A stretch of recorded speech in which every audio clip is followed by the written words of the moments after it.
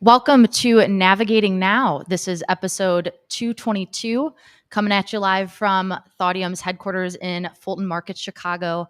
I am here alongside a few of our team members, and we're here to talk about AI in the world of learning and development and how it's shaking up, let's say, our day-to-day jobs. So from the left to the right, we got Grift Krembrink here, our Chief Commercial Officer, Ashani Gupta, director here, and then Mary Monastersky here as a senior consultant. And I'm Nicole Deal, your host for today's session. Shall we dive in, folks? Okay, let's do it. So my first question for the group, how is AI transforming how we learn and in learning experiences at work? How is it transforming what we do? We're going to start with the big one. Go ahead, Me first. Okay. So I think about AI and L&D from like a learning practitioner standpoint. So my background is designing, developing, delivering learnings at all different types, e-learning, executive level programs, coaching, etc. So when I think about the way AI is transforming our learning experiences, I mean, it's already had such like a crazy outsized impact on just giving us greater access at our fingertips to learning in general. Like we no longer have to go even necessarily to a platform. We can go straight to a chatbot or even straight to AI generated videos on TikTok or wherever to just learn immediately. So I think just the speed at which we can find what we need to learn, as well as exactly what type of learning experiences learning practitioners should focus our energy on and develop is quickly changing. So it's definitely changed the way I design and develop experiences today. I've also been seeing there's of course like AI, and we see so much of that when you look at the learning tools, you look at automations, you look at chatbots with learning systems, we look at even analyzing large learning data sets. But I think there's also like this big advent of like GenAI in learning right now, which is where we're seeing a lot of it coming in when we look at adaptive learning systems, right? Even I know there are a couple of companies that have started experimenting with just kind of moving away from learning a little bit, like even career mapping and career readiness. And I think what's really maybe revolutionary at this point is just the ability and intelligence of artificial intelligence to really generate this net new content and really understand context and provide direction, which I think is pretty transformational right now. Yeah, gosh. So I know most our sessions here are for our LinkedIn community, and you can already probably hear that a lot of this is going to be targeted to our L&D professionals. But maybe you're not an L&D professional, and even as one myself, I have a general question. Maybe I want to check my assumption. When we say AI versus Gen AI, what are we talking about there? How are they different? I was kind of hoping I was going to get to answer the first question, and now I got the second We can hard go question. back to it. Yeah. It's funny you mentioned that because actually was something I was going to bring up, and Ashani started to talk a little bit about Gen AI. Gen AI means generative artificial intelligence. It's more of what you think about when you think about things like ChatGPT from OpenAI, and it's more of that like that type of AI that continuously learns and you have access to. But it's basically like you continue to interact, and as you interact more and more, it gets smarter. It understands your preferences, the way you go about things, and it just continues to learn. Whereas we've actually had AI and tools based on AI and learning for a long time. Like this has been part of the learning system, the learning fabric and infrastructure in L&D for quite some time. What we've seen is just the explosion of generative AI, which is like the real-time ability to have something next to you, which is both helping you design, it's helping you develop, it's helping you deliver learning and development, programming initiatives, et cetera. It's also helping you measure. And I think that's one of the interesting things. And one of the things I'm most excited about is the ability we'll actually have to get deeper measurement, like business results off of what learning and development, leadership development, talent development is doing. So in a lot of ways, I think it's actually really exciting because it's going to be able to bridge a little bit of that gap that we've always seen in our world where it's like, what's the true impact of this work? And I think generative AI is going to be really, really good at giving us the ability to get more tangible with business results. Yep. I'd say like one downside of it being a lot more pervasive is like, I think some people think our jobs are now like easier. Yes. Like I think like, oh, like anyone now can go and type like, hey, I want to do a day-long offsite, and ChatGPT is going to give them like an 8-hour program, and they're like, that's what you did, and I just did it in 15 minutes. Mm-hmm. And I think people are again, when you see the explosion in tools like this, it's maybe easy to overassume like what that first draft gives you.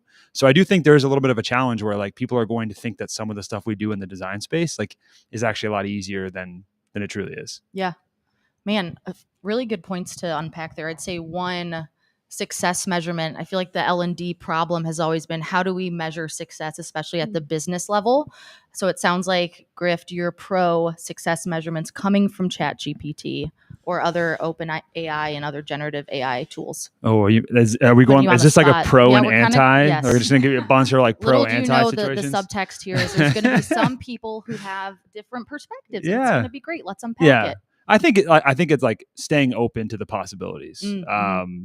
I think we're very early days in understanding exactly just the true amount of impact that this type of technology is going to have. I think the early results are extremely promising. I personally haven't done a lot in the impact space with measurement and results, but that's what I'm really excited to dive into. Yeah. So I think for me, it's like, it's not so much right now about being like pro or anti. I think it's being really open and staying curious as things evolve. Like we'll learn more and more about use cases, mm-hmm. and we'll also have to like look out for some of the sharper edges or some of the things that could be downsides. Yeah, that's fair. Yeah. So when it comes to like impact, if I may, how have you seen it kind of impacting your day to day? Great question. And I was actually going to dive into use cases, which, too. Connect so well. And I was curious, even from, your perspectives, what are you using it for? And there's, of course, I'll say the measurement piece, which I'm curious about and have not had an opportunity to really use it for. But I'm seeing a great use case in a couple of areas. One is when we look at design, right? Using generative AI is just like a great thought partner. Looking at maybe what I've noticed is my ideation process, my creative process has actually got better. But I think I still, what it's done, it's aided that, but it's still not replaced it. So to your point, I don't think I can go into ChatGPT and create a half-day workshop which like hits all my objectives and needs. But it's a great way of getting a couple of creative ideas from what's happening out there to really funnel it into my design. Mm-hmm. The other big area I see is in when you're doing large data set analysis, right? When you're trying to look at what's some interesting research out there around a topic that we can bring forward. When you're looking at even, you're doing discovery and you're wanting to get more meaningful insights into specific pieces of data. I think those are the places where GenAI is extremely useful right now. And of course, I know Mary probably has something to say about this. We were talking about just automating even a lot of the self-paced learning pieces, so what is that interaction between high touch experiences where we come in as human beings versus, there are pieces of learning that we are seeing can be automated and are being automated as well. Mm-hmm. But I'm actually curious on your viewpoint there, Mary. Yeah, I think going back briefly to the original question of how I use it every day, definitely as like a thought partner to do, I would say in my mind, like 10% of the lifting. Like I'm still thinking about what does the experience need to look like? But when I'm getting down to like the details of exactly how do I like land this point, I find that really helpful. But there's just like a whole other avenue of how AI and like advanced computing, I think, is going to impact self-paced learning or e-learning. I mean, we're already seeing it, right? Like the massive amount of content available. But I think to your point, it could be taken even further. Like, for example, I spent a while working at an e-learning company, and one of the challenges that they were having, that I think a lot of platforms have, is how do we even just make sure the content we have in our system like shows up properly when someone's doing a search? And that's something that AI can like very easily solve already, or is like well on the way to solve. But then even to your point around measurement, if we think about how do we answer that big question of like, someone learned something on a platform, does that translate to real impact or change in their job? I could see a future where AI is really linking the platforms and data that you have in an organization, analyzing all those big data sets to see what are people learning down to the teams or individuals, how is that really translating to their performance, their work, their career advancement. So we're not having to do all of that work on the back end. There's just the system, AI does it for you. And I feel like that would be eventually like a really powerful use case for this. I'm sure some companies are already trying to figure out. Yeah. I've always hated the term e-learning. I don't know why. I'm like, isn't it just learning? Why does it need a different term? Maybe that's the next episode. Okay. I think maybe building on all this, from a outside of even just like our jobs, I think one of the things that's really exciting. I've mentioned this on a few episodes before, and it sounds a little like cliche, but the idea of like scaled personalization and learning experiences.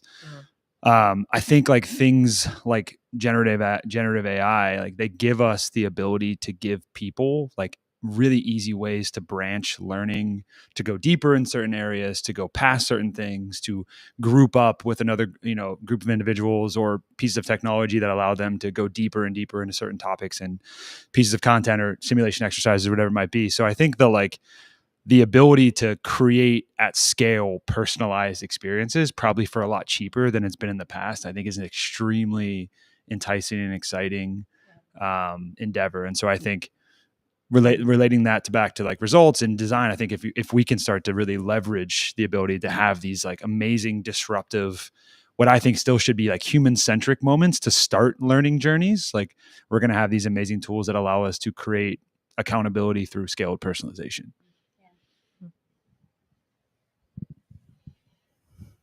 All right, I have another question. The role bias plays with OpenAI, GenAI, ChatGPT. I feel like you have a hot take here. When we were talking about risks earlier, we were thinking about what are the risks with AI and GenAI in general. And I know there's a lot of conversation around this, but AI is essentially working off of large data sets that we are providing it, right? So what it also does is it inherits a lot of the inherent bias that exists in those data sets. And it can also result in a lot of like reinforcing stereotypes. And that is where I think we as human beings have to still use our critical thinking, to sift through and create space where we see those biases being reinforced to really to actually correct that too. So I think that's one of the larger risks with definitely, I think, Gen AI in general. So in a way, it's if you introduce a bias or, hey, I'm working with a certain group of people, yeah, Gen AI might take that and use it in a way that's kind of limiting or assuming could be bias. Yes. Yeah. It depends on the training data that's been provided. Yeah. Right. And I know that's something there's huge discussion around it. We're still considering it, but that's for us to also remain cognizant of the fact that the bias that's inherent in the data set will be inherited by what it gives you as that the makes output sense. too. That's a really good point. And you brought up critical thinking. Yeah. So I think that's another hot topic we can kind of transition to. So with OpenAI, ChatGPT, Gen AI in general, this role of critical thinking is, it's being, I don't know if impact's the right word, but the need for critical thinking is becoming even more important. Extremely. So I'd love to hear from this group, how does maybe your own critical thinking, how has that been shifted or leveraged more? And what do like L&D professionals need to know with critical thinking and how important it is? I know this is Griff's favorite topic, probably, the critical thinking piece. I do think even with AI, things that are becoming even more important for us as human beings is our creative thinking and our critical thinking and our empathy. These are three things that are still, at least in the short term, I don't see being replaced by AI. And even when we look at very tactically, what does it mean for us in terms of critical thinking? We know prompt engineering is like the hot new thing across tech, but also for us as L&D professionals. As we're talking about adapting AI in our day-to-day, that means we need to think about reskilling ourselves. And there's a shift in what is needed as a core skill amongst us and what we need to kind of upskill. And I think prompt engineering is a very, very big space we need to be thinking about. But of course, curious about what the two of you think as well. Yeah. I think just some like day-to-day way I apply like prompt thinking is like one easy way is just to get really specific in your asks and give your chatbot more context. So for example, if I'm asking it for like a perspective on a learning experience, I'll just prompt it to be like, you are the global L&D expert on X, or you are like the like most thorough person in the world who knows about like X industry or Y skill, like giving it some prompts so it gets more detailed. But I think we've all kind of encountered situations where like using generative AI gives you like really generic or horrible language that doesn't quite make sense. So I think even beyond critical thinking, I think our communication skills are going to be challenged to stay elevated, for sure. I think like also choosing the right times to use it, I think is also very important, because like a trap I see people fall into quite often is they use like a ChatGPT to get data points or research. And I'm sure this will get better over time. Sometimes the data that a ChatGPT gives you back is fake, and then you don't fact check it. It just gives you, because it just takes everything on the internet, right? So like there's a lot of fake stuff out there. So I think that's again where critical thinking is coming in, is like using your judgment to understand the context at which chatbots are pulling information from, and fact checking ourselves, like continuing to do that, and like knowing it what you can and can't get from it is important. There's no fake stuff on the internet. What are you talking about? Okay. Yeah, I think this is like, well, I guess, the overarching question I would always ask our team, and I ask myself all the time, is like, are you using these tools to offload things that aren't core and critical to your job, or are you using these tools to offload your thinking?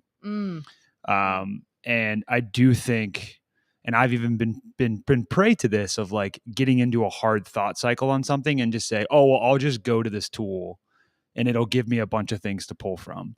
And I'm going to use an analogy here. Oh boy. Of course. Because it wouldn't be a Navigating Now episode that I joined if I didn't use at least one analogy. It's a little bit like if I was sculpting a piece of wood, like most of us could sculpt a general body out of a piece of wood. Most of us, yes. Most of us could. But like, how many people can go the extra mile to get down to like the detail of like the face and the ears and the eyes and the nose? And the point I'm making is like, to become a true master of any skill, you have to go down to the level of granularity, like of a full cycle, many, many, many times. And I think the risk we run is offloading like the hard part of our job consistently will never give us that like full cycle of learning to go through. Therefore, we might not ever reach that level of mastery. And so I think about things like designing, facilitating, developing content, like all of these things require these full cycles. And so we have to ask ourselves, like, are we finding ourselves offloading just because moments are difficult, or because it's truly making us more productive to do those more difficult things better? It's also making me think how we live in a world where we're expecting just fast results all the time, especially when it comes to technology. So the use of ChatGPT or other, Gen AI tools, it kind of gets you partially the way there. Like it kind of expedites your thinking in some ways, but sometimes people might just stop there. Like, okay, this first round of, insights is just enough. But really, I think to your point, you need to go deeper. You need to ask more questions. It's a craft. Yeah. And I naturally think of people's personalities and working styles when I just kind of think of anything, frankly. So I'll share for me, like as an extrovert, and for our extroverts listening, for those who do their best thinking out loud, ChatGPT is an amazing tool, because I can talk out loud what I'm envisioning for a learning experience, and I can get down to the details of, this is how I want people to feel, and this is, an activity that I think would be really good for groups of 2 versus 3, and I want to make sure that this storyline and these key themes are woven throughout. So it allows me as an extrovert to like speak it into existence, which could take me hours just to write it on paper. So it kind of fuels my creativity in that way. And I'd love to hear from you guys, like, how is it maybe spark or enhance your creativity more than without? Profound question. I can jump in. I mean, I think to Griff's point, personally, I don't like try to rely on ChatGPT to do the first step of creativity for me. And it sounds like you do the same. Like you're doing the work of thinking through it. It's just like ChatGPT may help you organize your thoughts or something. But I will help it with, again, like that last 10% of creativity of like, here's a giant list of all my ideas of like what this activity could be. Now, like what 2 or 3 other ideas do you have in addition to this? So I'm letting it do just like that 10% extra work to get even more creative ideas on the table, rather than letting it be the first place I go. Because again, like if it's the first place you go, like I need to design an activity on X, I promise you, if you ask it that, you will get really bad answers. So I never use it for that, but I will help it like supplement my creativity. Yeah. It's interesting. I mean, I think I love that, Mary. It's a really great example. And yet I'm also like, I think tools like this related to our jobs, like they have the chance to breed a lot of false confidence. And I think there's a lot of parallels into like the actual experiences we build. Like I think like take a leadership development program, right? Like we go into those programs and things that we're going to talk about, like they're not rocket science. Like they're actually pretty obvious. Like what it means to be a good leader is not like news alert, spoiler alert. It's pretty basic stuff. The problem is like actually doing it is really hard. And so we always talk about like in leadership development, learning and development, like it's all about making common sense, common practice. Like if you can make the common sense of leadership common practice, you will be a profoundly great leader, because most people don't do that. I think there's a lot of parallels into how we work, which is like being able to feed things into a tool might breed some false confidence that we are actually able to do these things full stop. And it's a little bit like I was sharing this the other day. Maybe people don't remember this movie, but there was a movie with Matt Damon called Stuck on You from like the mid 2000s. Go watch it if you haven't seen it. Basically, it's 2 conjoined twins that get unconjoined when they're like in their 30s. And you watch these 2 guys kind of just like fumble around their life because they're so used to like having this other person. This sounds like another analogy in a way. Let's continue. So I think like there again, I come back to this, like there's so much power in being able to utilize these tools to push our thinking, to get diversity of perspective. But if we do run the risk of becoming over reliant on these tools for the last, like I think there's like many different versions of people calling out the 80-20. A lot of times people say like the last 20% takes 80% of the work. Mm-hmm. Because that's like the really hard part, like to whittle something down, to carve it down, to simplify it. Like that's where mastery exists. And so we might just run a little bit of an issue of feeling like we're masters of certain domains that we actually aren't. Yeah, I think you bring up a good point of like a GenAI tool can't do the work for you. You have to take that and run with it. Yeah. I also just want to add, like, I don't think anyone here is recommending that you just run with whatever ChatGPT says. I think, like, I guess I could give an example of what I meant earlier. Is like, if I have it give me a couple more ideas for an activity, I still look at the whole of like what all my ideas in general look like. And, you know, to be honest, like, I think half the time, whatever a Gen AI tool gives me, I'm like, nah, that doesn't feel right. And I move on. So it's still, again, using that expertise that we have in the L&D space to judge what exactly is right for the context, the organizations we're supporting, for the leaders or stakeholders we're supporting, what's actually going to like be feasible. All of that's still going on in your head for sure. You know, the know, feel, do framework, like what do we want the learners to know, what do we want them to feel, and what do we want them to do? I think describing and writing and determining that is still with us. Mm-hmm. And I think that's again where I think our critical thinking probably trumps Gen AI even now. And also, maybe just to expand the conversation a little bit, I think we're talking pretty pragmatically about the work we have to do on a day-to-day basis. I mean, one of the things, just to call back to what we talked about earlier, like there are a lot of use cases for generative AI in the learning process in general. Yes. Mm-hmm. So I think right now we're hyper focused on like how we watch out we don't lose our own Mm-hmm. sharp critical thinking and design oriented skills. But to say, I mean, there's limitless possibilities of how generative AI can make a learning experience that much better. Where do you see it going? Oh man, I knew I shouldn't have picked up this microphone. Where do I see it going? I mean, again, I'll call back to what I said earlier about the ability to see a scaled, personalized learning experience. I imagine like almost this like ability to watch this crazy branching, almost like a huge like redwood tree, like people who start in a very kind of consistent experience, like in an in-person or whatever, and then it branches off and it comes back together and it branches off again. And you can imagine, again, like that's kind of the best way to learn, is to go in and out of different environments. You have time for yourself. You have time with larger groups. A lot of times when you're in larger groups, it's a really good moment to like have your thinking challenged by other people from different experiences and walks of life. And then you can have other moments where you're interacting with chatbots per se, and you're having interesting dialogue about like, I don't know, different ways to view certain scenarios. So I think that is where I really see it going. And then I think, again, the ability for practitioners, people who own learning and development, leadership development, talent and development programs, the ability to make faster decisions on how things are rolling, how effective are certain things being, and they can make more active real-time pivots for anything that's being launched. I mean, I think learning and development, our world is still very waterfall oriented. If you think about just like how things get delivered, it's still very like design it, develop it, ship it, see how it goes, come back together, make a couple of changes, launch it again. And I think we're going to run into a world really positively where we're able to make like much more real-time pivoting. I want to build on the redwood analogy, if I may. So I've got counted 4. Four analogies so far, about 20 or so minutes in.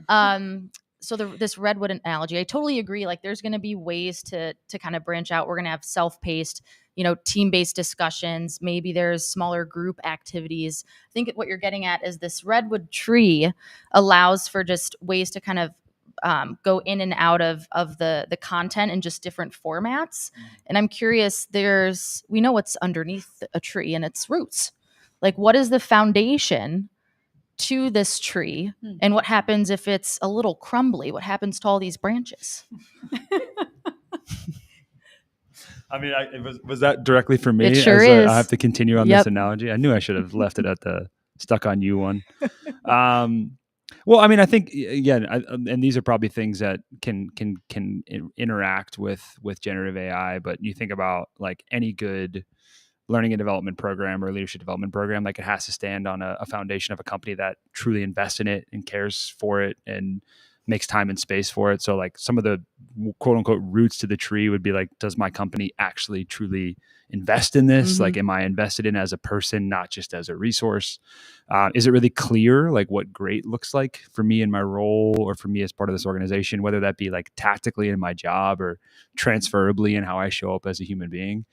So I think like a lot of that stuff probably won't change, where it's like, I need to see that this stuff matters. I need to see that I matter. I need to see that there is a continued investment in getting better, continuous improvement, and kind of like that learning culture that needs to be felt.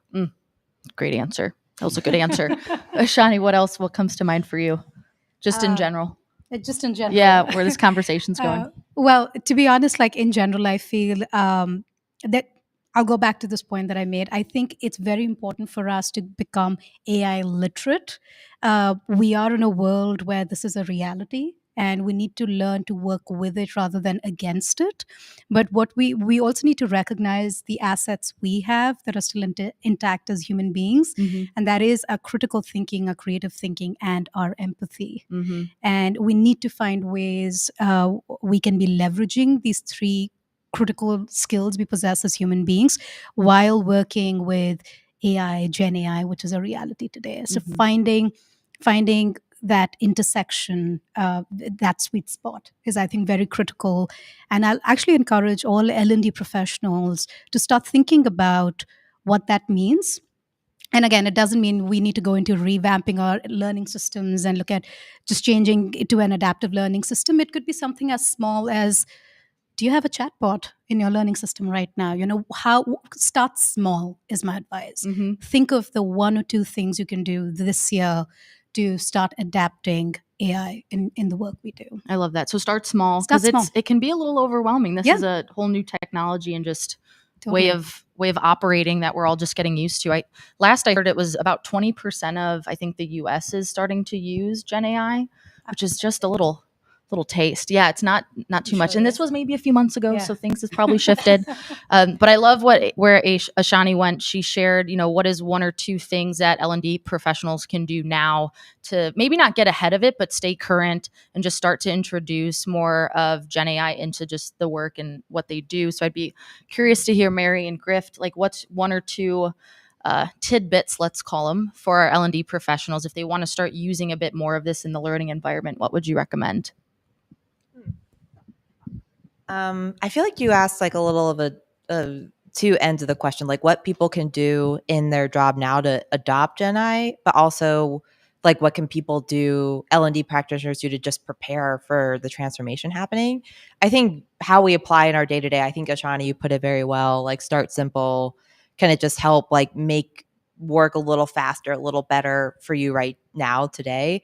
I think from like a bigger transformation standpoint, I think the best things we can do as like an L&D practitioners, L&D functions is prepare for all the things that like a Gen AI tool can't do. So a metaphor or like a experience I like to think of when I think of AI is the introduction of ATMs in the world. People thought when ATMs would be introduced, bank tellers would all lose their jobs. Like that's what they did. They gave out money. But what happened is a lot of banks actually ended up hiring more bank tellers because people went to the ATM for cash, but then they could talk to their bank tellers about other financial needs that they had.